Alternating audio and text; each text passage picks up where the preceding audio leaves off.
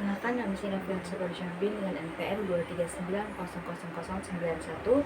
Di sini saya akan coba menjelaskan tugas psikodiagnostik dari pertemuan 3 hingga dengan pertemuan 5. Jadi yang pertama itu adalah pengertian dari psikodiagnostik. Jadi apa sih psikodiagnostik itu? Jadi psikodiagnostik terambil dari dua kata, yaitu psiko dan diagnosis. Psiko yang artinya jiwa dan diagnosis yang artinya ketetapan ataupun kesimpulan.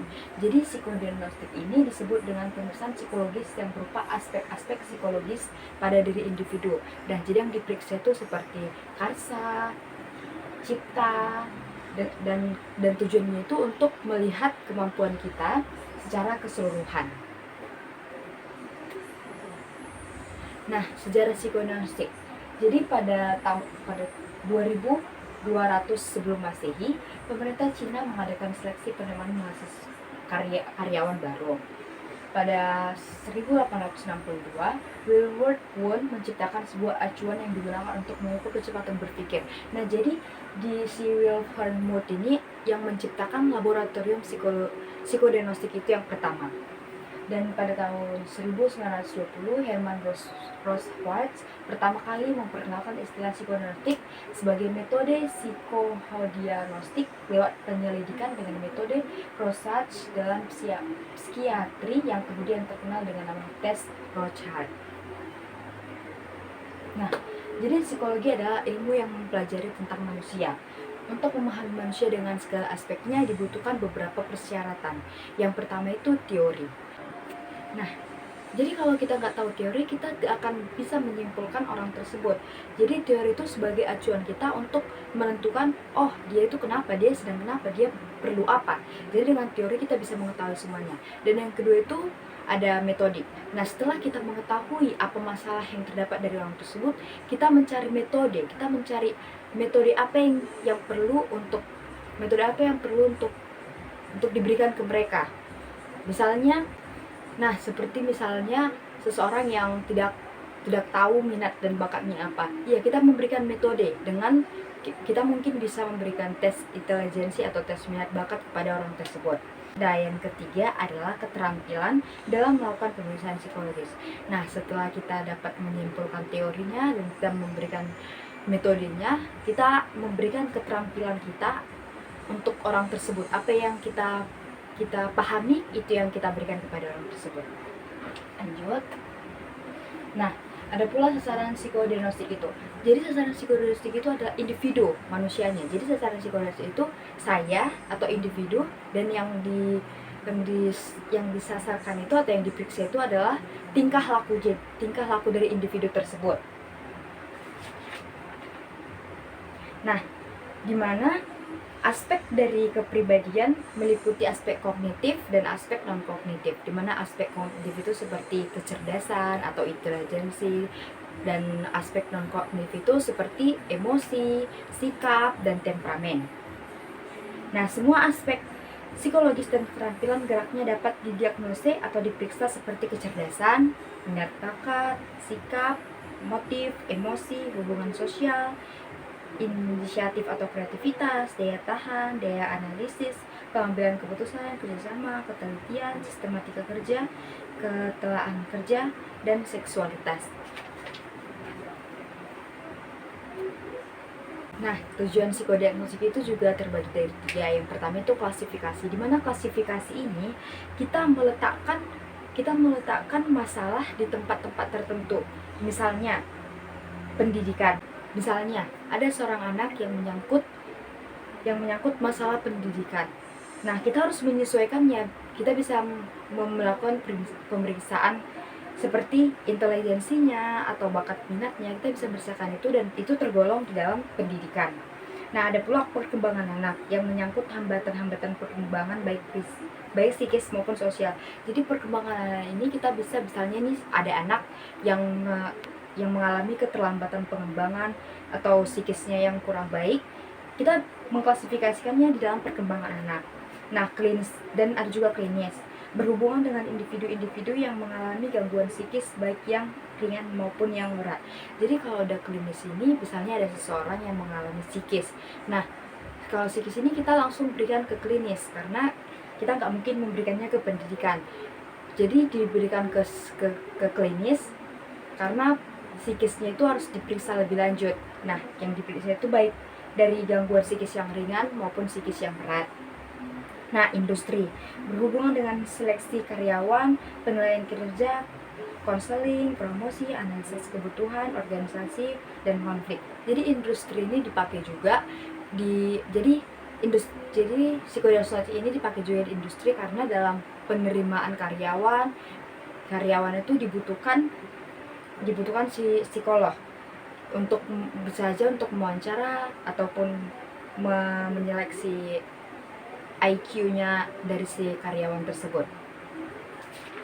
Nah, jadi fungsi psikodiagnostik ini untuk mengukur perbedaan individu atau sebagai alat pemanfaatan tes psikologi, menyeleksi kualitas tingkah laku dan pengembangan kepribadian klien selanjutnya. Adapun prinsip-prinsip psikodiagnostik. Prinsip psikodiagnostik yang pertama yaitu memberikan atau melakukan yang sama pada semua individu yang hendak tes, meliputi interaksi yang sama antara klien, psikolog, dan situasi pengetesan yang sama. Jadi memberikan perlakuan yang sama, maksudnya itu tidak membeda-bedakan antara klien satu dan klien yang lainnya. Jika kita memberikan pelayanan yang bagus terhadap klien satu, kita juga harus sama memberikan pelayanan yang sama dengan klien yang lain. Jadi kita juga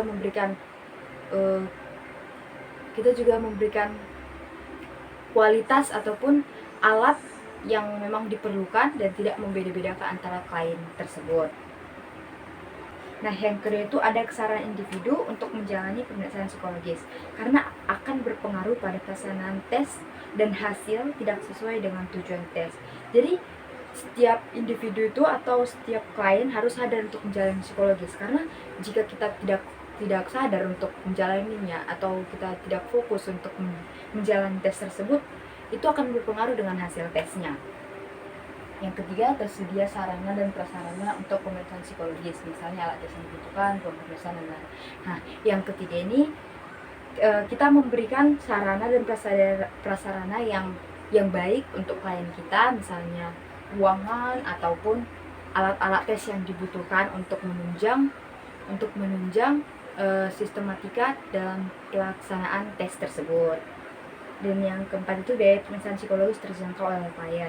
Nah, misalnya ada klien yang ingin memeriksakan anaknya gitu, ingin memeriksa minat bakat dan anaknya.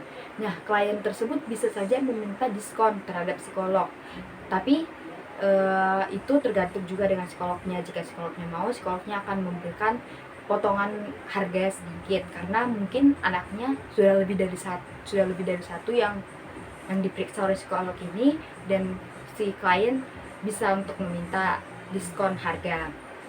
Dan juga mungkin ini kita berdomisili di Medan, nah kita juga harus menentukan harganya. Kan kalau kita buat harga yang di atas 500 padahal domisili kita masih dikatakan di daerah di kampung-kampung, itu tidak bakal laku gitu.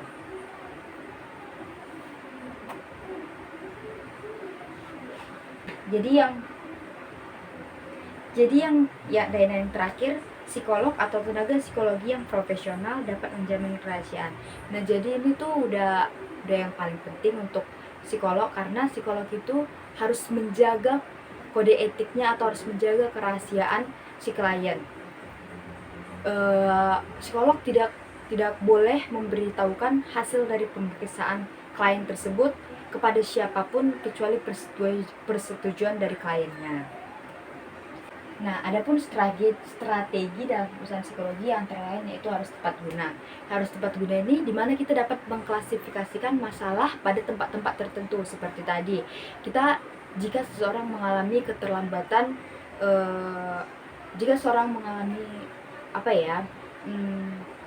dia tidak tahu kalau dia itu pengen masuk di jurusan apa. Nah, kita bisa memberikan tes intelijensi atau tes minat bakat kepada orang tersebut. Dan yang kedua itu ada ekonomis, praktis, mudah, mengena, tidak berlarut-larut, dan dapat menyelesaikan masalah. Jadi ekonomis ini harganya terjangkau, harganya dapat kita sesuaikan. Nah, kalau mudah ini alat tes yang dikerjakan atau yang diadministrasikan dapat kita gunakan dengan baik. berlarut-larut. Jadi tidak berlarut-larut ini kalau kita melakukan tes di hari itu, nah tesnya selesai harus di hari itu juga, tidak ada hari-hari selanjutnya. Seperti contohnya kalau kita masuk ke tes kepolisian, kalau tes kepolisian kan nggak ada lagi di hari-hari selanjutnya. Jadi kalau misalnya tes kepolisian, dites hari itu dan selesainya juga hari itu. Dan dapat menyelesaikan masalah. Jadi psikolog memberi penyelesaian dari masalah tersebut, ataupun psikolog dapat memberikan motivasi kepada klien tersebut untuk bisa menyelesaikan masalahnya dengan baik. Nah, yang ketiga itu diusahakan agar klien tidak tergantung pada psikolog. Nah, membuat orang lain nyaman tapi kita tidak membawa supaya mereka menganalisis problemnya. Jadi maksudnya ini kita harus mengusahakan kalau klien kita itu tidak seterusnya membutuhkan kita. Jadi kita harus memberikan motivasi kalau dia itu bisa melakukannya sendiri tanpa harus membutuhkan psikolog.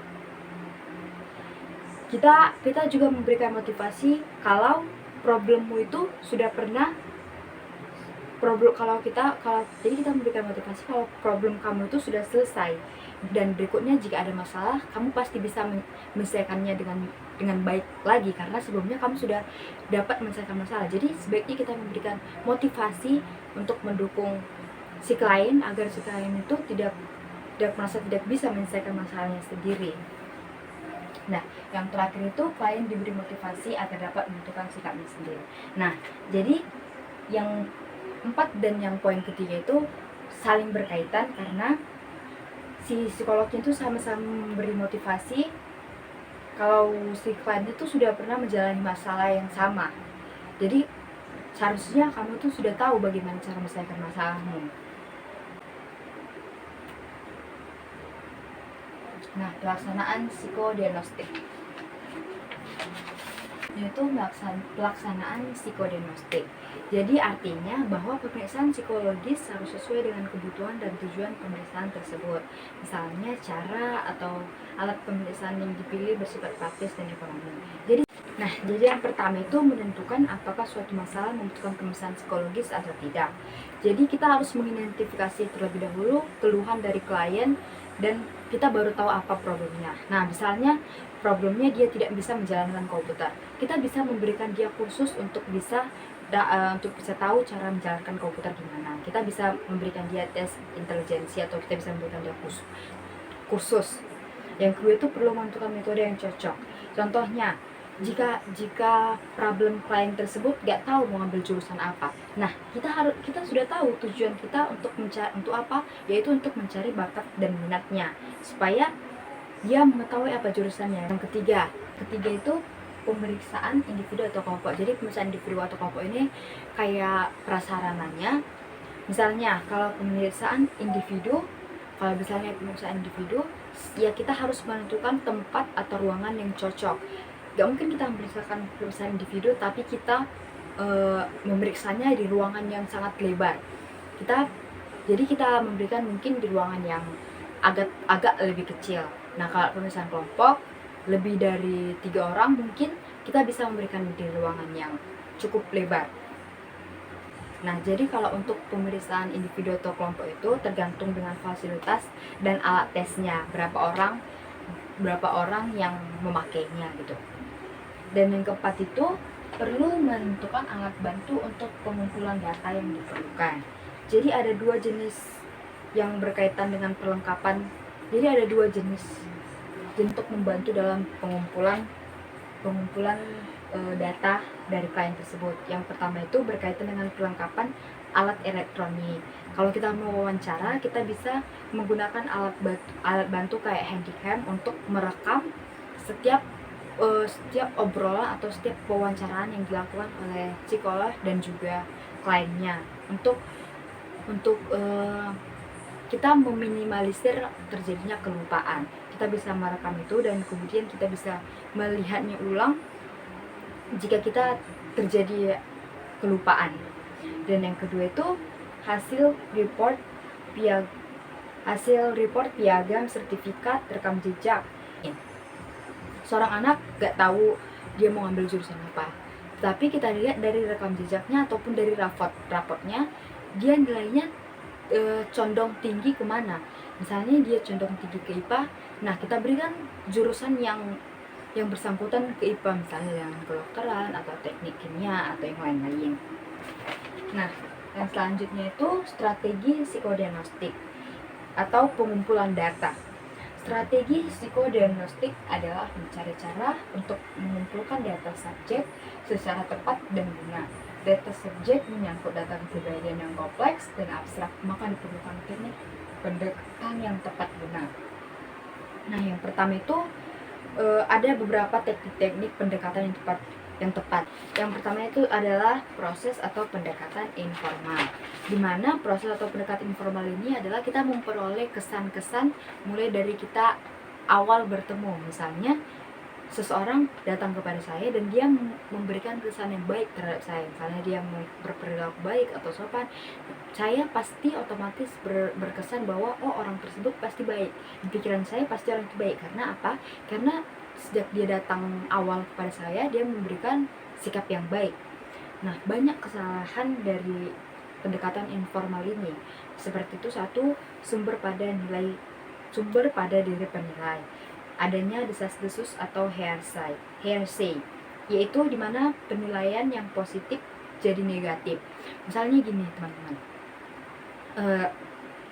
kita mengenal dia pertama baik, tapi karena adanya gosip dari teman-teman yang lain kalau dia itu sebenarnya nggak baik, dia itu sebenarnya seperti ini, jadi kita jadi terbawa dan kita jadi memiliki pesan yang negatif tentang orang tersebut karena adanya gosip tersebut.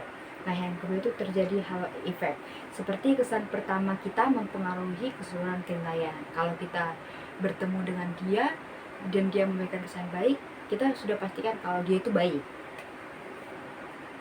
Contohnya, berpakaian yang rapi saat wawancara akan diingat. Misalnya ada seseorang yang melakukan wawancara, terus dia berpenampilan bagus, berpenampilan yang rapi, pasti si pewawancaranya tersebut akan berkesan kalau dia itu orangnya rapi dan disiplin. Adanya stereotip, pandangan-pandangan statis. Nah, ini yang menjadi sumber kesalahan yang paling sering kita lihat. Kenapa? Karena ini bergantung pada suku, agama, dan ras. Selanjutnya ada efek sikap lunak dan toleransi. Contohnya, jika kita datang ke wawancara dengan keadaan terlambat, kita ini udah lari-lari nih untuk mendatangi suatu kantor tersebut untuk diwawancara. Kita telat dan kita lari-lari. Pas kita sampai ke tempat tersebut, otomatis kalau kita capek, kita sesak napas dong, kayak kita udah terlalu capek kayak gitu dan semua sudah ada berkeringat, tapi si pewawancara itu kasihan lihat kita, kayak si pewawancara itu memiliki sifat dia sudah mau berjuang hanya untuk melakukan wawancara ini, jadi dia memberikan rasa toleransinya. Nah, faktor suasana hati atau mood. Jadi faktor suasana hati ini sulit karena jika hatinya tidak pas, tidak sesuai moodnya, dia akan menyalahkan semua orang. Terakhir, proyeksi konsep diri, mekanisme pertahanan diri. Yang terakhir adalah proyeksi konsep diri, mekanisme pertahanan diri. Jadi contohnya ini, kalau kita merasa dekat banget sama orang tersebut atau kita merasa mirip dengan seseorang, kita pasti merasa klop banget dengan orang tersebut dan mungkin kita bisa menilai orang itu seperti gak ada kurangnya gitu. Yang kedua itu ada sumber pada klien yang sukar dikenal. Jadi yang pertama itu adalah karakteristik orang yang sukar dikenal. Misalnya orang yang datar atau orang yang datar itu biasanya susah dinilai. Yang kedua, tendensi menunjukkan keterampilan yang baik. Ini banyak orang tertipu dengan penipu karena penampilannya. Jadi tendensi menunjukkan penampilan yang baik ini bisa aja dia berpenampilan yang baik untuk menipu orang-orang di sekelilingnya. Dan sikap pura-pura. Ada orang pura-pura untuk ada orang yang berpura-pura untuk meyakinkan orang lain. Nah, yang selanjutnya itu ada pendekatan objektif atau pendekatan formal, di mana pengukuran kepribadian yang dilakukan dalam pendekatan objektif lebih mengarah kepada psikometri, statis, dan perhitungan kuantitatif, di mana penyusunan materi objektif membutuhkan validasi, rehabilitas, standarisasi, penentuan norma, dan kriterium. Jadi validitas ini adalah kualitas atau mampukah seorang tersebut untuk menggunakan alat ukur atau alat tes yang dibutuhkan. Dan rehabilitas itu konsistensi hasilnya yang dicek. Contohnya, sekarang berat badan saya itu misalnya 43, dan besok ketika diukur harus 43 juga, atau lebih satu atau kurang satu, itu mesti bisa, tapi itu mesti dikatakan konsisten. Standarisasi itu struktur yang ada acuannya. Jadi kalau standarisasi itu struktur yang ada acuannya. Nah, kalau misalnya di Medan ini, di sini kalau lampu merah itu berarti kita harus berhenti. Nah, kalau kita juga pergi ke Lampung atau ke kota-kota lain, kalau kita melihat tanda merah itu di jalan, ya berarti kita juga harus berhenti. Jadi kalau standarisasi ini kita udah terstandar. Kalau suatu acuan itu sudah memang udah terstandar, dahulu gitu. Terakhir itu ada penentuan norma dan kriterium. Misalnya norma usia. Jika seorang klien usianya 18 tahun ke 20 tahun, norma yang dipakai itu nggak boleh dari usia di atas dari 25 tahun ke atas. Jadi harus sesuai dengan norma yang ada pada usia kita. Karena jika kita, contohnya nih, umur saya 20 tahun tapi diberikan standar penilaian pada anak yang untuk umur 5 tahun.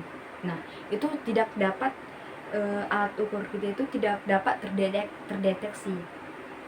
Jadi IQ kita itu tidak akan dapat terdeteksi. Nah, dan yang terakhir kriteria. Artinya IQ 100 berarti ada rata-rata. Tiap alat tesnya punya kriteria yang berbeda. Growth mindset memulaikan tahapan dalam proses pemeriksaan psikologis. Yang pertama itu klasifikasi dari masalah klien. Klasifikasi dari masalah klien itu untuk memperjelas masalah yang dihadapi klien, termasuk menetapkan tujuan pemeriksaannya. Jadi kalau contoh ada seorang pilot dan kopilot. Jadi si kopilot ini dia istrinya baru saja melahirkan, dia mempunyai seorang anak bayi di rumah. Jadi si kopilot ini izin meminta istirahat sebentar kepada pilotnya untuk tidur sebentar. Nah, jadi si pilot ini memberikan izin kepada kopilotnya untuk istirahat sebentar. Nah, tapi si pilot ini juga ikut tidur. Nah, kita tidak tahu permasalahannya, jadi kita harus mengklasifikasikan apa masalah si pilot tersebut. Kenapa dia mengizinkan kopilotnya untuk istirahat, tetapi dia juga ikut untuk istirahat. Nah, kita bisa mengklasifikasikan masalahnya. Yang kedua itu pendaya gunaan pengetahuan dan kemampuan yang berhubungan dengan tujuan pemeriksaan psikologis. Nah, misalnya menetapkan metodik atau teknik yang relevan. Kalau dia tidak tahu jurusannya di mana, kita bisa menentukan tes minat bakat terhadapnya. Yang ketiga itu pengambilan data. Setelah mempertimbangkan konseptual yang matang, maka selanjutnya adalah pengambilan data dengan menggunakan metode atau teknik yang sudah ditentukan. Dalam tahap ini, pengambilan data yang luas juga mencakup informasi tentang keluarga, sekolah, pekerjaan, perkawinan, lingkungan sosial, dan yang lain. Contohnya, kalau sudah ditentukan bakatnya, maka selanjutnya kita akan melakukan pemeriksaan terhadap dia. Kita harus mengumpulkan informasi terhadapnya. Contohnya, klien kita ini mesti anak sekolahan. Nah, kita bisa bertanya tentang gimana keluarganya.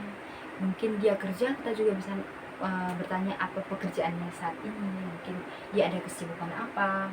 Tapi kita tidak boleh menanya perkawinannya, karena kita sudah tahu anak sekolah pasti belum kawin, seperti itu.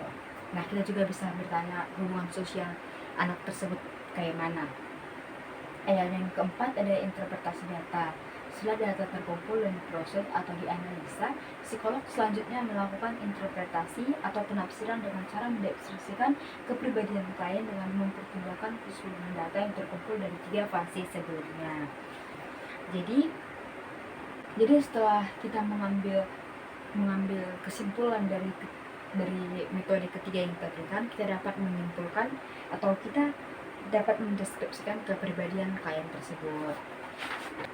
Ada pula mode konseptual dari Molane atau Ward dan Ward dalam Grommarnat 1936. Yang pertama itu inisial pengumpulan data. Jadi semua sudah dikerjakan atau diselesaikan, informasinya paling banyak yaitu keluhan. Jadi di fase kedua kita bisa mengembangkan informasinya. Kita harus menguraikan semua problem-problemnya.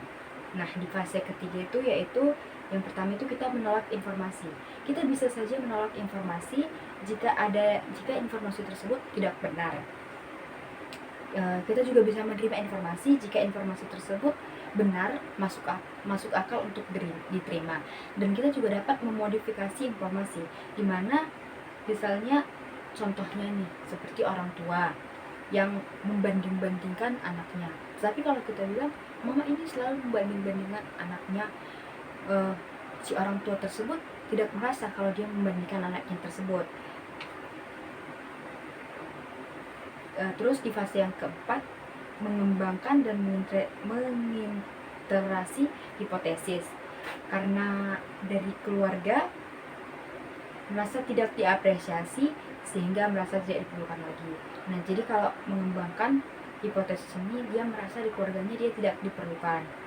Jadi karena itu dia merasa dimanapun dia tidak diperlukan lagi. Dan yang fase kelima itu model dinamik kepribadian, dimana model dinamik kepribadian ini adalah prestasi menurun karena tindakan keluarga yang tidak pernah memuji. Jadi model dinamik kepribadian ini bisa dirasakan oleh siapa saja. Contohnya misalnya saya, orang tua saya selalu berpikiran kalau prestasi saya ya segitu-segitu aja, tidak ada peningkatan atau tidak ada penurunan, ya segitu saja, dan mereka jarang memberikan pujian. Nah, yang keenam itu ada fase variabel situasional. Contohnya ini, seorang anak ingin menjadi seorang pilot, motivasinya tinggi untuk menjadi seorang pilot, dan ternyata keluarganya juga mendukung, maka anak tersebut akan lebih semangat. Kalau dengan tekanan yang beda halnya dengan tekanan yang tinggi dan keluarga tidak mendukung, dia pasti akan menetap di situ-situ aja. Dan yang fase terakhir itu adalah prediksi tingkah laku. Nah, yang selanjutnya itu metode yang umum digunakan dalam psikodiagnostik atau pemeriksaan psikologis adalah metode observasi. Di metode observasi, metode wawancara, metode analisis dokumen pribadi, dan tes psikologi. Jadi metode observasi dan wawancara ini adalah metode yang paling umum dipakai. Mana metode observasi adalah kegiatan mengenali tingkah laku individu yang biasanya akan diakhiri dengan mencatat hal-hal yang dipandang penting sebagai penunjang informasi mengenai klien. Nah, jadi metode observasi ini dimana kita mengamati langsung tentang apa yang dilakukan klien tersebut. Pendekatan yang sistematis dalam observasi dikelompokkan berdasarkan pertanyaan berikut, di mana observasi dilakukan, apa yang akan diobservasi, bagaimana observasi dilakukan, bila mana observasi dilakukan. Jadi jadi yang pertama itu di mana observasi dilakukan, yakni yang dibagikan menjadi 3 macam, yaitu observasi medan atau alamiah, yakni observasi di lapangan atau tempat yang sesungguhnya. Jadi observasi medan atau alamiah ini observasi di mana tempatnya. Contohnya observasi anak di rumah atau di sekolah atau di tempat bermainnya. Kita bisa mengobservasi tingkah anak-anak saat dia di sekolah, saat dia di rumah, bagaimana dia di sekolah, bagaimana dia di rumah, bagaimana dia di tempat bermainnya. Dan yang kedua, observasi stimulatif, yakni observasi dengan stimulasi situasinya. Perilaku individu diamati pada situasi tertentu untuk mendapatkan perilaku tertentu. Jadi kalau observasi stimulatif ini, kita memeriksa atau mengobservasi anak tersebut atau seseorang pada situasi tertentu. Yang ketiga itu observasi laboratoris, yaitu observasi dengan situasi laboratorium sehingga situasinya dapat dikendalikan seluruhnya oleh observer. Jadi observasi ini dilakukan di dalam sebuah laboratorium dan dapat dikendalikan semua sepenuhnya oleh observer. Nah, yang kedua itu apa yang diobservasi? Apa yang diobservasi itu adalah perilaku umum yang dilakukan anak tersebut.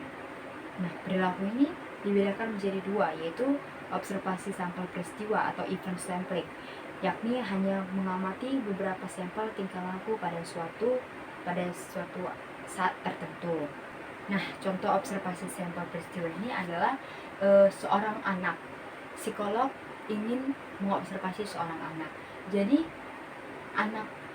psikolog tersebut mengobservasi anak-anak beradaptasi dengan lingkungan sekolahnya. Maka psikolog akan melakukan observasi sampel peristiwa dengan mengamati sekelompok anak-anak yang sedang bermain, mungkin di taman sekolahnya atau di mana dalam kurun waktu tertentu.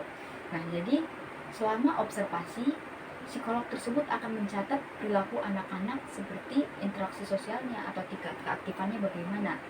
Setelah melakukan observasi, hasil yang diperoleh akan dianalisis dan digunakan untuk membantu dalam diagnosa penanganan masalah psikologis yang dialami oleh anak tersebut.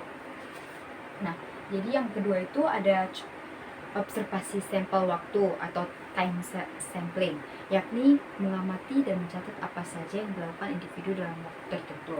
Nah, contohnya, jadi kalau observasi sampel waktu ini, kita mengobservasi menurut waktunya. Observasi sampel waktu digunakan untuk mengumpulkan data tentang perilaku seseorang dalam jangka waktu tertentu. Jadi kita mengobservasi dalam jangka waktu tertentu dengan mencatat perilaku pada saat-saat tertentu saja. Misalnya, seorang psikolog ingin menilai perilaku seorang anak autis selama bermain di sekolah, maka ia akan melakukan observasi sampel waktu dengan mencatat perilaku anak tersebut dalam interval waktu tertentu. Jadi, kalau menurut waktu ini, si psikolog mengobservasi anak pada saat waktu-waktu tertentu, bisa saja 10 menit sekali atau 20 menit sekali. Psikolog akan mencatat perilaku anak tersebut pada saat waktu tertentu. Misalnya apabila anak menangis atau tertawa, menunjukkan kontak mata ataupun interaksi dengan lingkungan di sekitarnya.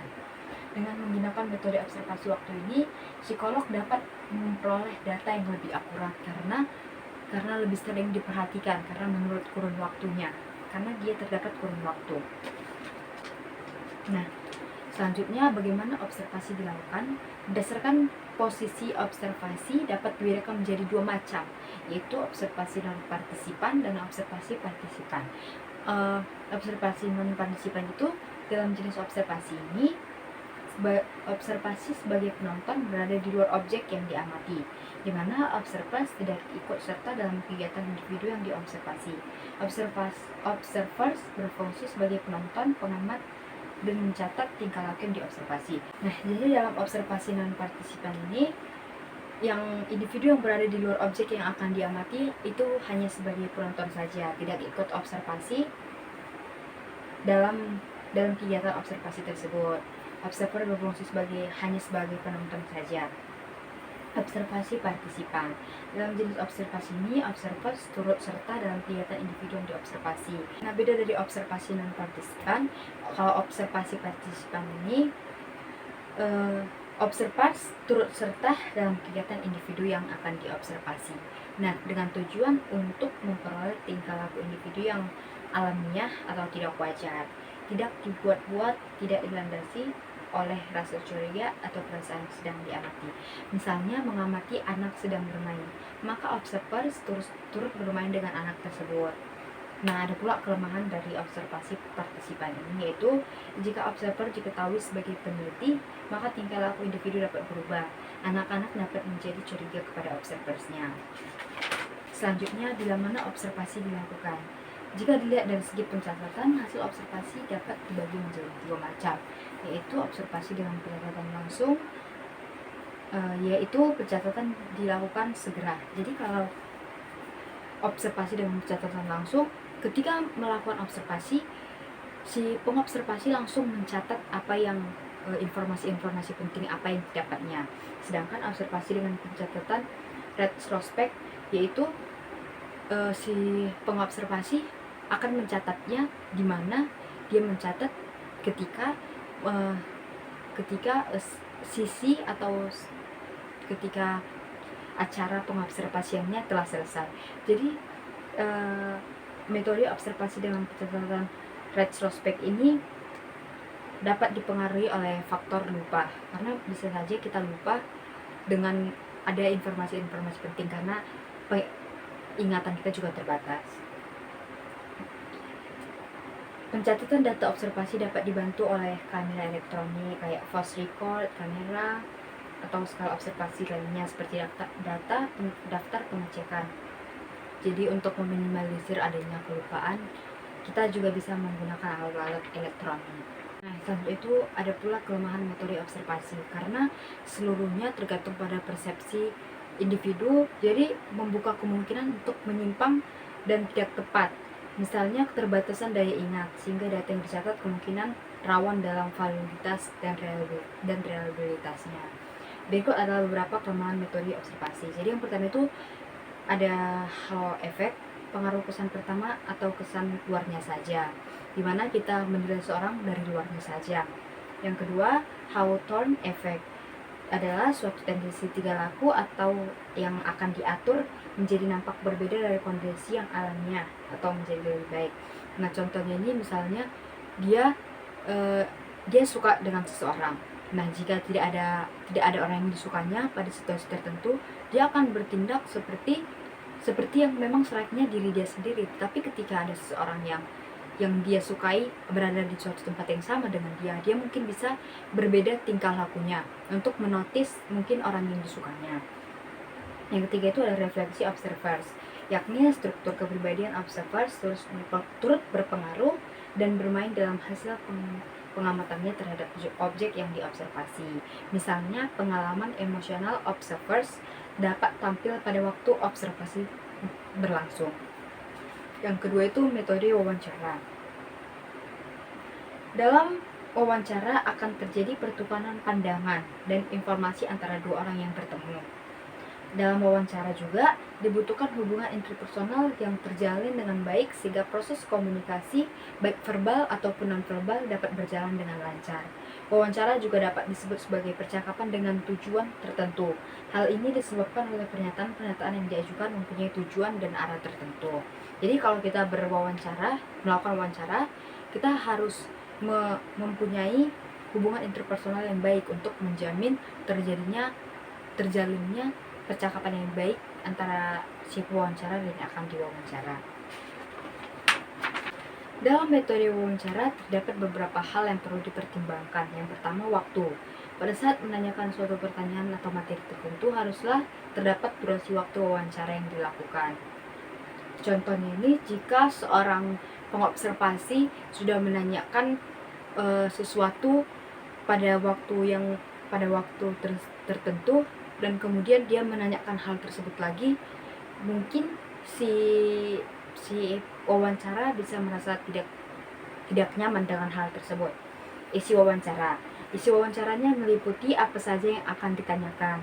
Yang ketiga, respon apa yang diharapkan, manner of response, yang dalam hal ini ada dua kelompok respon, yaitu respon terbuka, misalnya asosiasi bebas yang mengundang jawaban bervariasi. Respon tertutup atau close respon, jawaban terbatas atau suatu pertanyaan dengan hanya alternatif jawaban ya atau tidak. Jadi biasanya yang lebih baik itu respon terbuka, di mana kita bebas untuk mengajukan pernyataan kita, mengajukan apa isi hati kita, ketimbang kita hanya menjawab apa yang ditanyakan saja dengan ya atau tidak. Yang keempat itu ada umpan balik. Usaha untuk memperjelas informasi yang diperoleh, terdapat beberapa teknik umpan balik, yakni pengungkapan kembali, paraphrasing, apa yang dikatakan oleh orang yang diwawancarai. Dan yang kedua, usaha untuk mencari kesamaan persepsi atau perception checking, yakni untuk tujuan memperoleh pengertian yang sama antara kedua individu. Berdasarkan tujuan wawancara dibagi dalam beberapa jenis, yaitu wawancara untuk aplikasi organisasi industri.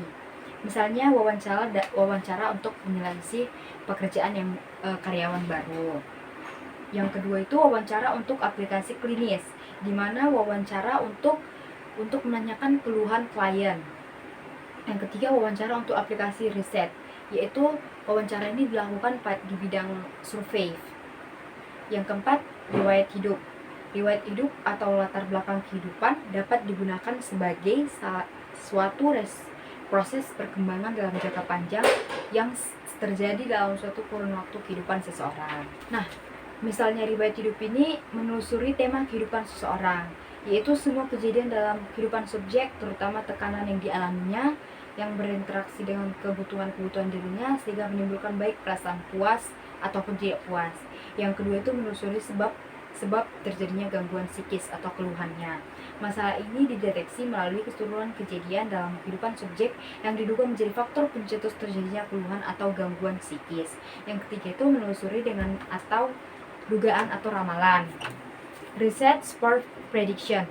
Hal ini dimaksud untuk mencari korelasi atau sifat-sifat kekhususan atau karakteristik sifat-sifat individu, suatu kriterium norma tertentu untuk memberikan deskripsi seberapa jauh keseluruhan karakteristik tersebut dengan kriteria untuk menentukan setiap prediksi TL yang mungkin ditampilkan pada waktu yang akan datang. Ada pula metode pengambilan data riwayat hidup. Yang pertama itu metode longitudinal, yaitu menelusuri latar belakang kehidupan subjek dalam kurun waktu tertentu yang berturut-turut. Misalnya, seorang pengobserver menelusuri data kliennya mulai dari misi kanak-kanak sampai dia dewasa. Yang kedua itu metode kasus silang, yaitu menelusuri latar belakang kehidupan subjek dalam suatu periode saja, kemudian dibandingkan dengan kriterium dalam subjek lain dalam periode waktu yang sama. Jadi dalam metode ini terdapat 2 atau lebih riset kasus longitudinal dengan subjek yang berbeda-beda, tetapi dengan masalah atau kasus yang sama dalam waktu yang sama. Maksudnya ini adalah ada 2 orang yang berbeda tetapi dengan satu kasus yang sama. Jadi kita sebut saja namanya si A. Si A memiliki kasus yang sama, tetapi si pengobservasi membandingkan keduanya dengan masalah yang sama tersebut. Ini ada contoh hasil riset kasus remaja di Medan dibandingkan dengan remaja Pekanbaru.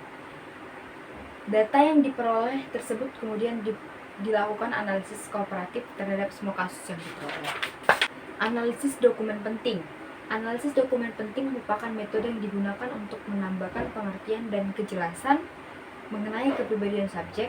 Ada beberapa masalah yang dianalisis antara buku harian.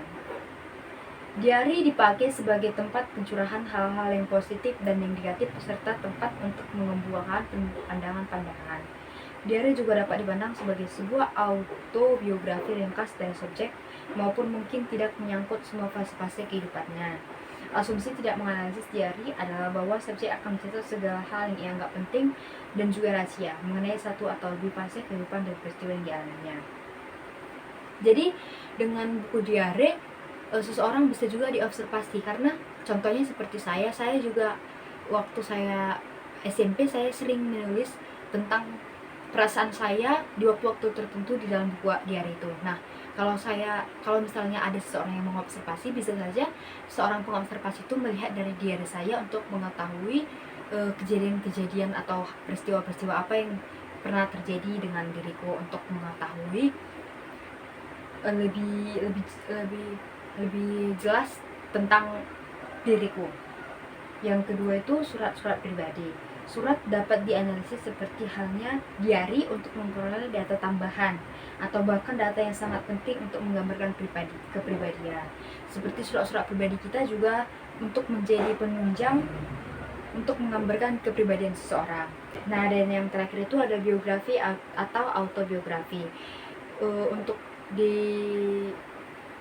Perlu diperhatikan bahwa tidak semua subjek bertindak atau menulis secara jujur mengenai dirinya. Ada beberapa subjek yang berbohong mengenai dirinya atau menutupi kelemahan dirinya.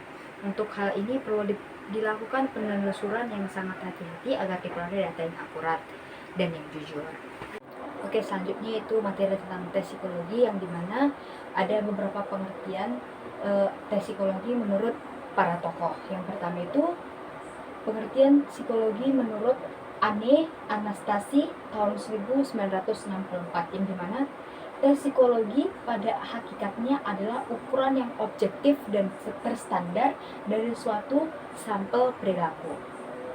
Menurut Otto Klinenberg tahun 1951, tes psikologi adalah instrumen sempurna untuk mengukur ketidakpedulian asli atau innate dalam kemampuan.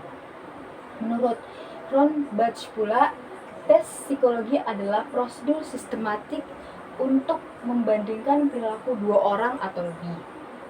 Dan yang terakhir menurut Florencia L. Goodenough tahun 1949, tes adalah tugas atau serangkaian tugas yang diberikan kepada individu atau sekelompok dengan tujuan untuk memastikan kemahiran yang relatif mereka dibandingkan satu sama lain atau dengan standar yang telah ditetapkan sebelumnya berdasarkan kinerja dari kelompok yang serupa.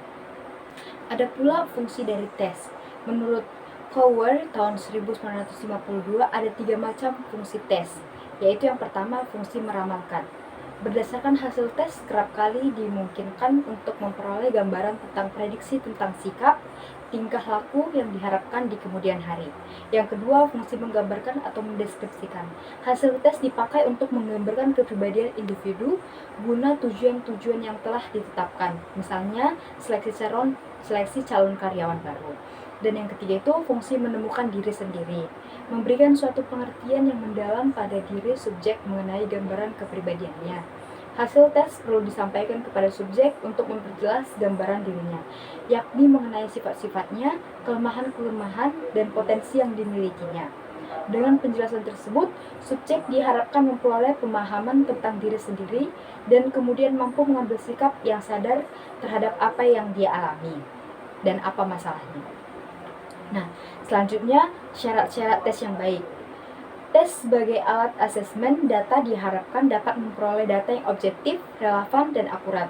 Untuk memenuhi harapan ini, tes memerlukan syarat-syarat tertentu, yakni yang pertama tes harus valid. Validitas atau ukuran yang benar-benar mengukur apa yang akan diukur atau sejauh mana tes mengukur apa yang dimaksudkan untuk diukur. Artinya bahwa semakin tinggi nilai validitas suatu tes, maka tes tersebut semakin mengena pada sasarannya atau semakin menunjuk apa yang seharusnya diukur. Nah, maksud dari tes harus valid ini, tes tersebut harus dapat memberikan hasil yang akurat. Dalam psikodiagnostik juga, penggunaan tes yang valid sangat penting karena hasilnya akan digunakan untuk membuat keputusan. Yang kedua itu tes harus reliable. Reliable tes adalah berhubungan dengan konsistensi, representabilitas, dan ketelitian tes yang bersangkutan. Nah, maksudnya tes harus reliable ini, misalnya jika tes tidak variabel digunakan untuk mengukur kemampuan seseorang, maka hasil tes tersebut tidak konsisten dan tidak dapat menyebabkan penilaian yang tidak akurat terhadap kemampuan si objek tersebut. Saat kita menggunakan istilah reliabilitas dalam psikodiagnostik, kita mengacu pada kemampuan tes tersebut untuk memberikan hasil yang konsisten jika diulang pada waktu yang berbeda. Yang ketiga itu tes harus terstandarisasi atau dibakukan. Maksudnya adalah situasi tes harus benar-benar diusahakan sama bagi setiap subjek yang dites, sehingga hasilnya dapat dibandingkan dari subjek yang satu dengan subjek yang lainnya. Dan dari satu masa ke masa yang lainnya, yang perlu dibakukan adalah materi tes, penyelenggaraan tes, cara memberi skor, dan interpretasi tes. Jadi maksudnya tes harus terstandarisasi atau dibakukan ini, misalnya, jika seseorang dites dalam kondisi yang berbeda atau dengan produser yang berbeda, hasil tes yang diperoleh dapat berbeda-beda pula hasilnya. Hal ini karena faktor lingkungan atau variabel lain yang dapat mempengaruhi hasil tes tersebut, seperti keadaan fisik ataupun keadaan mentalnya. Nah, yang keempat pula tes harus objektif. Artinya, apakah penilaian apakah penilaian atas tes tersebut adalah memberikan hasil yang sama jika dinilai oleh pemeriksa yang berbeda-beda. Jadi maksudnya tes harus objektif ini, misalnya kita meriksa terhadap pada psikolog yang satu, tapi kita ketika memeriksa dengan psikolog yang lainnya hasilnya harus sama, biar dikatakan objektif. Yang kelima itu tes harus komprehensif, artinya tes tersebut dapat mengungkapkan banyak hal, terutama dalam prestasi. Terus tes yang keenam itu tes harus diskriminatif, artinya tes tersebut dapat menunjukkan perbedaan-perbedaan mengenai sifat atau faktor tertentu pada subjek yang satu dengan subjek yang lainnya. Contohnya dari tes ini Wechsler Adult Intelligence Scales atau WAIS yang digunakan untuk membedakan kemampuan intelektual seseorang. Tes ini dapat membedakan antara kemampuan verbal dan non-verbal. Terus yang ketujuh itu tes harus mudah dipakai dan murah. Nilai tes terletak pada kegunaannya. Jika kalau tes sukar dipakai, tes tersebut menjadi rendah nilai manfaatnya. Jadi tes tersebut harus mudah kita pakai. Jika kita tidak mudah memakainya, maka tes tersebut nilainya akan rendah karena sulit untuk digunakan. Jadi sedikit peminatnya. Yang selanjutnya itu ada jenis-jenis tes psikologi berdasarkan yang pertama menurut cara penyelesaian tugas. Dalam tes dapat dibedakan menjadi dua macam tes, yaitu yang pertama performance test dan verbal test. Apa sih performance test tersebut? Performance test adalah tes yang mengukur kemampuan untuk melakukan suatu tugas dengan menggunakan keterampilan fisik dan mental yang dibutuhkan. Contohnya itu kecerdasan performa dan tes pemahaman visual spatial dan tes keterampilan motorik. Terus verbal test itu apa sih? Tes verbal adalah tes yang menggunakan bahasa sebagai bentuk pengukurannya. Contohnya termasuk tes kemampuan verbal, tes keterampilan bahasa, dan tes penilaian kepribadian yang didasarkan pada jawaban lisan. Jadi kombinasi dari kedua tes ini dapat memberikan informasi yang lebih lengkap dan mendalam tentang kemampuan seseorang di berbagai bidang, seperti kecerdasan, kemampuan berpikir kritis, dan kemampuan berkomunikasi verbal. Yang kedua itu menurut aspek-aspek kepribadian atau fungsi jiwa yang dites. Misalnya tes kecerdasan, tes bakat, dan tes minat, tes kepribadian, tes non-kognitif, ataupun skala sikap. Selanjutnya berdasarkan cara pengerjaan tes. Yang pertama itu performance test, yakni tes yang menuntut tester untuk menggambarkan atau menggunakan objek-objek menyusun bagian-bagian yang dikerjakan dengan tepat. Dalam tes WAIS dan WISC ada tes merancang balok atau menyusun gambar. WAIS adalah West Adult Intelligence Scales yang digunakan untuk mengukur kecerdasan pada orang dewasa. Sedangkan WISC atau Wechsler Intelligence Scale for Children yaitu digunakan untuk mengukur kecerdasan pada anak-anak. Yang kedua itu ada verbal test, yakni tes yang menyelesaikan dengan memakai bahasa lisan ataupun tertulis. Pada tes WAIS, 6 subtes awal pertama berupa tes verbal seperti informasi, kosakata, melengkapi gambar, dan sebagainya. Menurut aspek-aspek kepribadian, yang pertama itu ada tes kecerdasan atau intelijensi, seperti tes Binet, tes WAIS, tes WISC, tes SPM dari Revan. Yang pertama itu apa sih tes Binet itu? Jadi tes Binet itu tujuannya untuk membantu guru dan tenaga profesional kesehatan mental dalam memahami kemampuan atau kekurangan anak dalam bidang intelektual. Kalau WAIS tadi untuk mengukur kemampuan pada orang dewasa, sedangkan WISC itu mengukur kemampuan pada anak-anak. SPM itu mengukur berbagai faktor kepribadian seperti kecerdasan, kematangan, kecemasan, dan kemampuan beradaptasi. Terus yang kedua itu ada tes bakat. Nah, tes bakat itu yang pertama ada DAT. DAT adalah tes psikodiagnostik yang digunakan untuk mengukur potensi individual dalam berbagai bidang, seperti kecerdasan numerik, spasial, verbal, dan mekanik. Yang tujuan dari tes ini adalah untuk membantu individu menemukan potensi dan bakat tersembunyi dalam berbagai bidang, dan untuk membantu dalam memilih karir ataupun bidang studi yang tepat yang sesuai dengan kemampuannya dia. Yang kedua itu ada tes GATB, yang dimana tes ini yang digunakan untuk mengukur kemampuan individu dalam berbagai aspek kognitif dan keterampilan kecakapan terhadap pekerjaan. Tes ini dirancang untuk memberi informasi tentang kemampuan seseorang dalam keterampilan kognitif dan kecakapan pada pekerjaan tertentu. Jadi tes ini terdiri dari beberapa subtes yang dirancang untuk mengukur kemampuan dalam berbagai bidang termasuk kecerdasan numerik, spasial, verbal, dan keterampilan kerja yang bersifat fisik. Contohnya dari tugas yang dikerjakan pada tes GATB antara lain memecahkan masalah, mengendali emosi, mengoperasikan mesin, berpikir rasional, berkoordinasi, dan menganalisa informasi. Yang terakhir itu VACT adalah tes psikodiagnostik yang digunakan untuk membantu seseorang menemukan karir atau pekerjaan yang sesuai dengan minat bakat mereka. Tes ini dirancang untuk mengukur kecakapan dan kemampuan kognitif serta karakteristik pribadi yang dapat mempengaruhi keberhasilan seseorang dalam berkarir. Dalam pengujian tes, biasanya dilakukan interpretasi dan konsultasi dengan ahli tes psikologi untuk memperoleh informasi yang lebih akurat. Yang ketiga itu ada tes minat. Tes minat ini yang pertama ada KPS.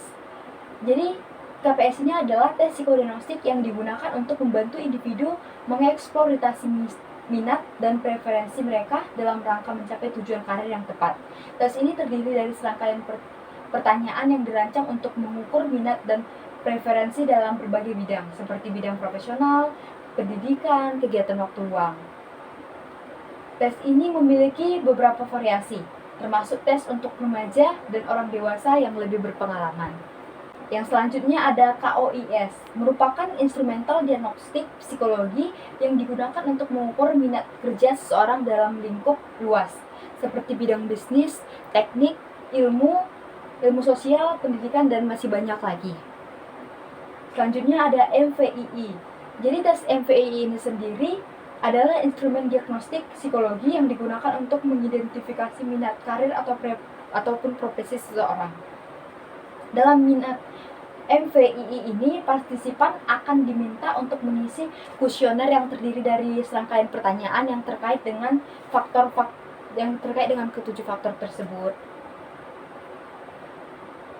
Selanjutnya ada SVIB. Jadi SVIB ini adalah instrumen diagnostik psikologi yang digunakan untuk mengukur minat karir atau preferensi pekerjaan individu. Tes ini mencakup sejumlah besar pekerjaan dan karir dan mengukur minat individu terhadap berbagai bidang dan jenis pekerjaan melalui serangkaian pernyataan.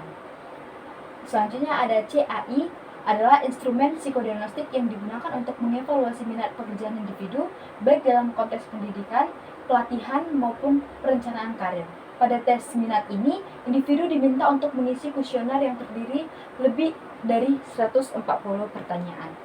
Dengan tes minat ini yang dilakukan secara teratur, seseorang dapat memantau perubahan dalam minat preferensi karir mereka seiring dengan perkembangan karir di masa depannya. Selanjutnya pula ada tes kepribadian non-kognitif. Tes ini biasanya disebut juga dengan tes proyektif. Misalnya yang pertama itu tes Rorschach atau tes bercak tinta dari Herman Rorschach. Jadi tes Rorschach ini merupakan tes kepribadian non-kognitif yang populer digunakan dalam psikodiagnostik untuk mengevaluasi fungsi mental seseorang dalam membantu memperoleh pemahaman yang lebih dalam mengenai karakter atau kepribadian individu melalui interpretasi respon penilaian dari pengamatan interpretasi dari input yang diberikan. Cara kerja tes ini yaitu dengan menunjukkan serangkaian gambar yang seringkali tidak terstruktur atau tidak beraturan, dan seseorang akan diminta untuk memberikan tanggapan bebas mengenai makna dari gambar-gambar tersebut. Nah, ada pula kelebihan dari tes ini, yaitu tidak memiliki jawaban yang benar ataupun jawaban yang salah, sehingga mencegah naik atau turunnya persepsi seseorang terhadap diri mereka dan menciptakan lingkungan di mana seseorang merasa nyaman dalam berbicara secara bebas.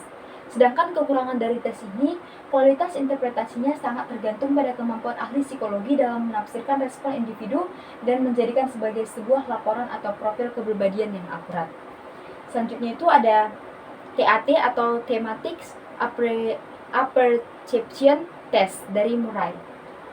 Jadi TAT ini untuk menilai kepribadian dan nilai-nilai individu serta mengenali pengetahuan lebih dalam tentang aspek-aspek psikologis yang terkait dengan kepribadian individu tersebut.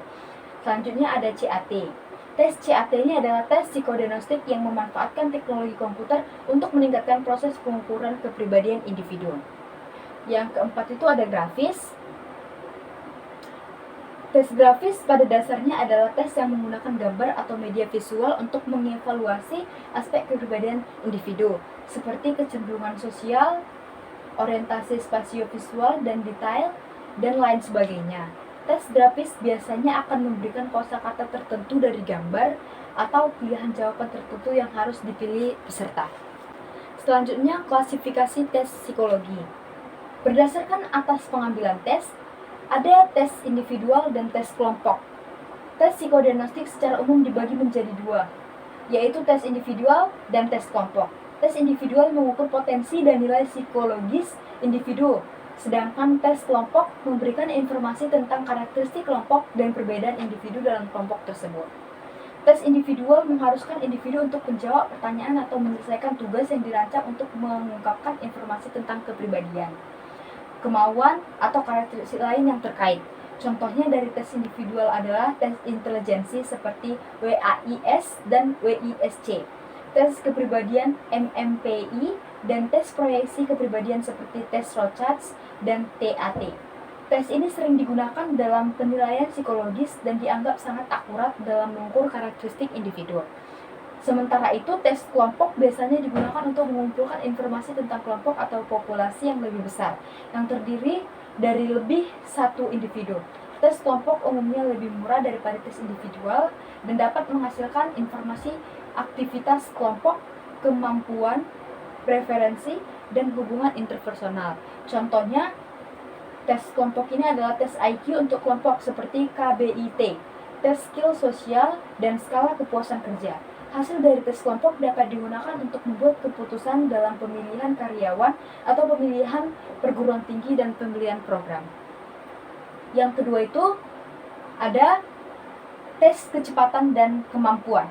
Tes kecepatan adalah jenis tes psikologi yang dirancang untuk mengukur seberapa cepat seseorang dalam menyelesaikan serangkaian tugas ataupun menjawab pertanyaan tertentu dalam waktu yang tertentu pula. Tes kecepatan biasanya memiliki keterkaitan dengan tingkat kognitif dan analitis seseorang dan bisa digunakan untuk melihat kemampuan seseorang dalam menghadapi situasi yang memerlukan kecepatan dan ketepatan respon.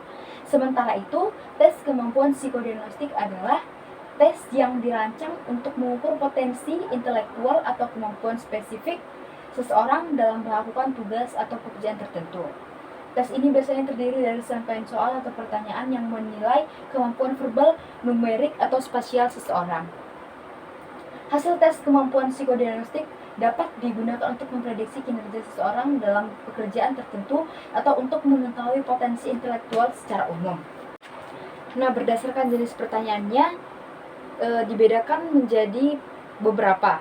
Yang pertama itu tes bebas budaya dan tes tidak bebas budaya. Jadi tes bebas budaya itu adalah tes psikodiagnostik yang dirancang sedemikian rupa sehingga tidak memuat unsur budaya tertentu. Dalam tes bebas budaya, aspek kebudayaan seperti bahasa, norma sosial, dan adat istiadat tidak mempengaruhi hasil tes.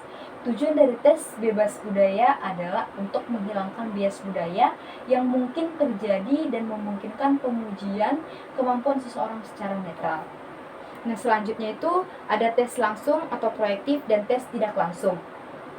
Tes langsung adalah tes psikodiagnostik yang memerlukan interaksi langsung antara penguji dan peserta yang akan dites. Artinya, peserta tes diharuskan memberikan jawaban atau respon secara langsung terhadap pertanyaan atau tugas yang diberikan. Contoh tes langsung adalah wawancara, tes observasi yang memerlukan interaksi langsung dengan peserta tesnya. Ada pula tes tidak langsung. Tes tidak langsung ini adalah tes psikodiagnostik yang tidak memerlukan interaksi langsung antara penguji dan peserta tes. Artinya, peserta memberikan respon secara tidak langsung, seperti menjawab pertanyaan dengan memberikan gambar atau mengisi kuesioner. Contoh tes tidak langsung adalah seperti tes flowchart atau tes gambar, yang mengharuskan peserta tes memberikan respon atau jawaban dengan menggunakan gambar tanpa harus memberikan jawabannya secara langsung. Yang selanjutnya itu ada tes bebas, ada tes jawaban bebas. Jadi tes jawaban bebas ini adalah jenis tes psikoanalitik yang memungkinkan peserta untuk memberikan jawaban secara bebas tanpa pilihan yang diberikan.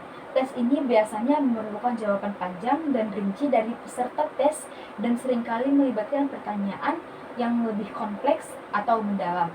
Contoh dari tes jawaban bebas ini adalah tes esai atau tes penggambaran diri. Ada pula tes pilihan. Jadi tes pilihan ini adalah jenis psikodiagnostik yang memberikan beberapa pilihan jawaban untuk setiap pertanyaan atau tugas yang diberikan. Biasanya peserta diminta untuk memilih jawaban yang paling tepat atau yang sesuai dengan pernyataan dari tugas tersebut. Biasanya tes pilihan mengukur pengetahuan spesifik, pengalaman kerja, dan kemampuan kognitif. Jadi contoh dari tes pilihan ini seperti kita mengerjakan soal pilihan berganda. Ataupun tes-tes kepribadian yang menggambarkan diri kita. Jadi tes kepribadian ini jadi tes pilihan ini dibedakan menjadi yang pertama itu tes mencari jawaban yang tepat, dapat berupa dua alternatif atau lebih, dan yang kedua itu membuat peringkat jawaban, dan yang ketiga itu mencari pendanaan. Yang pertama itu mencari jawaban yang tepat. Psikodiagnostik yang meminta peserta tes untuk mencari jawaban yang tepat untuk setiap pertanyaan atau tugas yang diberikan. Peserta tes berusaha untuk mencari jawaban yang tepat dengan mempertimbangkan informasi dan fakta yang tersedia. Yang kedua itu membuat peringkat jawaban adalah jenis tes psikodiagnostik yang meminta peserta tes untuk membuat peringkat jawaban berdasarkan kriteria tertentu. Peserta tes diminta untuk membandingkan beberapa opsi jawaban dan membuat peringkat jawaban berdasarkan kriterianya sendiri. Yang ketiga itu tes mencari pendanaan. Jadi tes mencari pendanaan ini adalah jenis tes psikodiagnostik yang digunakan untuk menilai kemampuan seseorang untuk mencari dan mengelola sumber daya. Tes ini biasanya digunakan untuk mengukur kemampuan pengambilan keputusan dan manajemen keuangan seperti tes kecakapan finansial atau tes manajemen risiko. Yang ketiga itu berdasarkan cara penilaiannya. Berdasarkan cara penilaiannya dibagi menjadi dua. Yang pertama itu tes alternatif. Apa sih tes alternatif itu? Jadi tes alternatif itu adalah metode penilaian psikologi yang menggunakan seperangkat pilihan jawaban atau tugas untuk mengukur kemampuan kepribadian seseorang. Contoh dari tes alternatif ini adalah tes objektif, tes pilihan ganda, atau tes isian singkat. Skor pada tes alternatif biasanya dihitung dengan cara menghitung jumlah jawaban yang benar dan menghitung prestasi nilainya. Sedangkan tes gradual adalah tes yang metode penilaian psikologi yang menggunakan skala atau rentang untuk mengukur kemampuan atau kepribadian seseorang. Contoh dari tes gradual ini adalah tes rating skala atau tes desain grafis. Skor pada tes gradual dihitung dengan cara mengukur di mana peserta tes berada pada skala ataupun rentang yang diberikan. Yang selanjutnya itu beberapa fungsi-fungsi psikis yang dijadikan sasaran. Yang pertama itu ada tes fantasi. Jadi tes fantasi itu adalah tes psikodiagnostik yang mengukur imajinasi ataupun kreativitas seseorang. Tes ini biasanya melibatkan aktivitas seperti menciptakan cerita, menggambar, ataupun membuat skenario. Jadi yang udah dibilang tes fantasi berarti dimana diri kita bebas untuk merancang ataupun berskenario apapun yang ada dalam pikiran kita. Yang kedua itu tes daya ingat. Tes daya ingat adalah tes psikodiagnostik yang digunakan untuk mengukur kemampuan seseorang dalam mengingat dan menyimpan informasi. Tes ini biasanya melibatkan tes memori jangka pendek ataupun jangka yang lama seperti ingatan verbal ataupun ingatan visual. Yang ketiga itu tes minat. Tes minat itu adalah tes psikodiagnostik yang digunakan untuk mengukur minat ataupun preferensi seseorang terhadap suatu bidang ataupun topik tertentu. Yang keempat itu ada tes asosiasi. Tes asosiasi ini adalah tes psikodiagnostik yang mengukur kemampuan seseorang dalam menghubungkan informasi ataupun konsep yang berbeda. Tes asosiasi biasanya melibatkan aktivitas seperti mencari hubungan antara kata atau gambar, atau menghubungkan bagian dari ide atau konsep tertentu. Yang kelima itu tes kemauan. Jadi tes kemauan itu adalah tes psikodiagnostik yang mengukur kemauan ataupun motivasi seseorang dalam mencapai tujuan meraih suksesnya. Tes ini biasanya melibatkan pertanyaan tentang tujuan dan impian seseorang. Terus selanjutnya itu ada tes sikap. Tes sikap adalah tes psikodiagnostik yang digunakan untuk mengukur sikap seseorang terhadap suatu topik ataupun situasi tertentu. Jadi intinya dari fungsi-fungsi psikis ini adalah tes fantasi mengukur imajinatif dan kreativitas, tes daya ingat mengukur kemampuan mengingat dan menyimpan informasi, tes minat mengukur minat dan preferensi, tes asosiasi mengukur kemampuan menghubungkan informasi atau konsep yang berbeda, dan tes kemauan mengukur kemauan ataupun motivasi, dan tes sikap mengukur sikap terhadap suatu topik ataupun dalam situasi tertentu.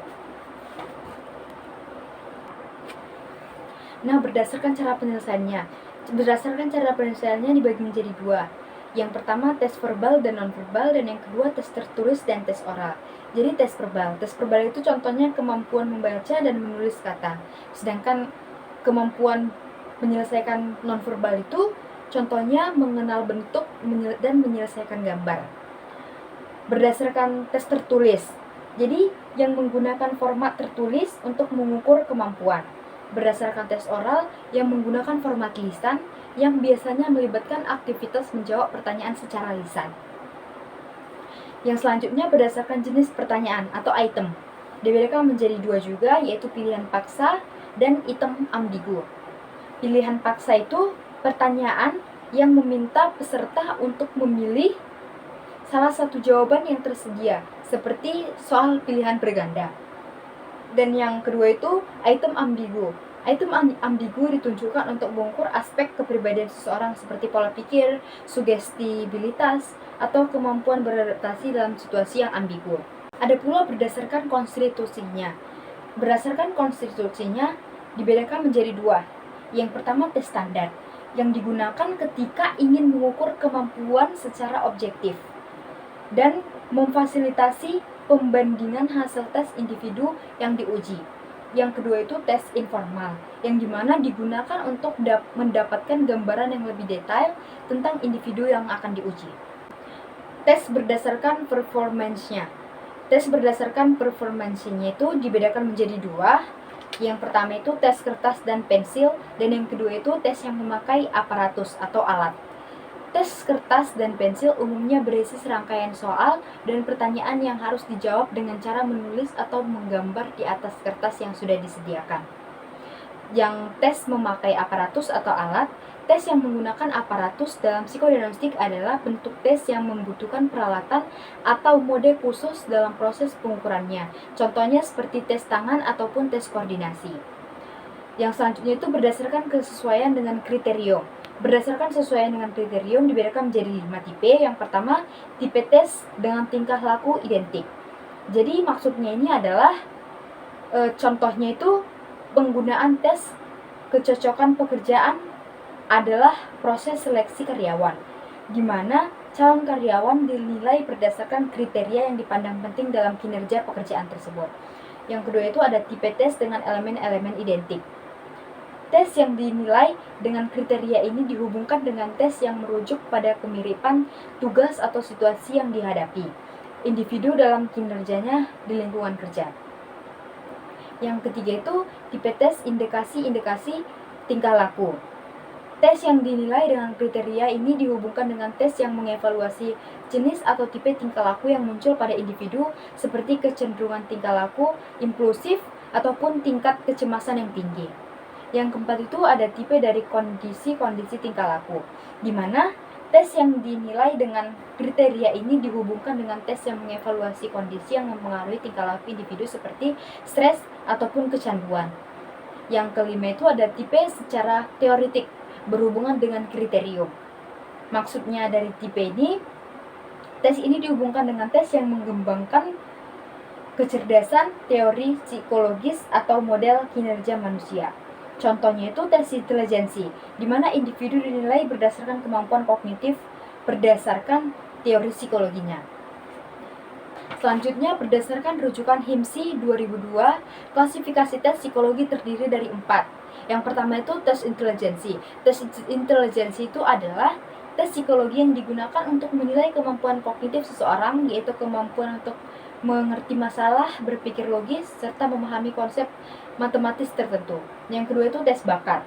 Digunakan untuk mengevaluasi kecakapan khusus seseorang, seperti kemampuan dalam seni, musik, ataupun olahraga. Yang ketiga itu tes kepribadian, yang digunakan untuk menilai karakteristik kepribadian seseorang, seperti kemampuan sosial, emosional, dan personal. Tes ini dirancang untuk memberikan informasi tentang perilaku dan sifat individu yang membentuk kepribadiannya. Dan yang terakhir, tes minat. Tes minat ini digunakan untuk mengukur preferensi atau minat seseorang pada berbagai bidang, seperti seni, musik, olahraga, ataupun bidang pekerjaan tertentu, yang dapat membantu seseorang dalam memilih karir yang sesuai dengan minat dan bakatnya. Adapun sarana dan prasarana dari psikodiagnostik. Nah, jadi yang pertama itu ada sarana psikodiagnostik. Secara umum sebagai sarana atau alat, psikodiagnostik adalah tes psikologinya. Tes psikologi adalah tugas atau pertanyaan-pertanyaan yang telah dibakukan atau distandar dan harus dikerjakan atau dijawab oleh individu yang akan dites, dengan cara-cara tertentu yang sedikit banyak telah dibakukan juga. Begitu juga dengan cara pemberian tes atau administrasi tes, memakai pedoman yang telah pasti, yang disebut dengan pedoman pengetesan atau disebut buku manual tes, seperti WISC, WAIS, dan lain-lain, mempunyai pedoman sendiri-sendiri untuk melaksanakan pengetesannya pada individu yang bersangkutan. Yang kedua itu prasarana pengetesan. Pada umumnya untuk melakukan pengetesan massal tertulis dibutuhkan yang pertama itu ruangan yang cukup luas dengan meja kursi yang baik. Yang kedua itu penerangan dan ventilasi harus baik. Yang ketiga itu selain itu juga tempat ruangan pengetesan harus jauh dari keramaian dan kesibukan yang dapat mengganggu subjek yang sedang mengerjakan tes. Ruangan juga harus dalam keadaan bersih dan sehat. Jadi prasarana dari pengetesan ini, ketiga poin ini mencakup tentang kekonsentrasian si klien tersebut. Jadi jika ruangannya berisik ataupun ruangannya jorok, meja kursinya tidak nyaman, pasti akan mengganggu kefokusan dari si klien dan akan mengganggu hasil dari tesnya tersebut.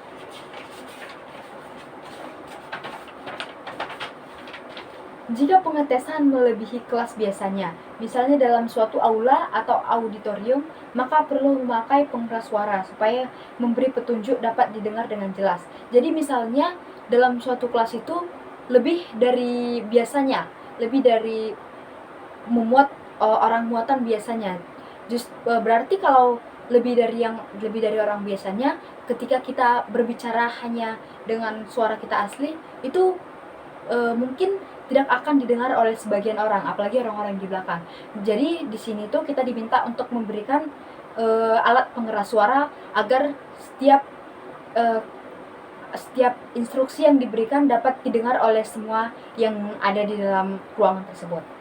Untuk tes individual cukup menggunakan ruangan konselor atau pembimbing. Ruangan laboratorium psikologi juga dapat digunakan karena pada umumnya dilengkapi dengan ruangan pengetesan. Alat-alat pelengkap lainnya seperti stopwatch, kunci alat tes, buku manual, alat tulis, lembar scoring, buku norma tes, lembar grafik, dan lain-lain sebagainya. Jadi sekian dari hasil penjelasan saya. Mungkin banyak kesalahan dari penjelasan saya, mohon dimaafkan. Terima kasih.